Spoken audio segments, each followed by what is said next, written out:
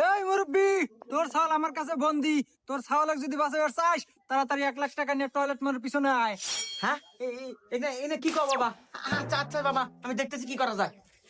ঠিক আছে সোহেল, ওই যে তোর ছোট ভাই সোহাগ ও কিডন্যাপ করছে, 1 লাখ টাকা চাইতেছে, তালিকা ছেড়ে দিব। আমরা থানায় যাই। আব্বা তুই এটা কি করলু? কি করলাম মানে? আরে তোর ছোট ভাই কিডন্যাপ করছে, ওকে ছাড়ান রাখবো, চল থানায় যাই। আব্বা তুই আমাকে এখনো চেনস নাই? আমি কেডো, আমি সিংকু মাস্তান। এই পুরো এলাকা ত্রাস করে খাই আমি।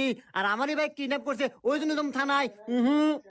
ওই সময় আমার নাই, আমার বাইক বাঁচানোর জন্য আমি একাই যথেষ্ট।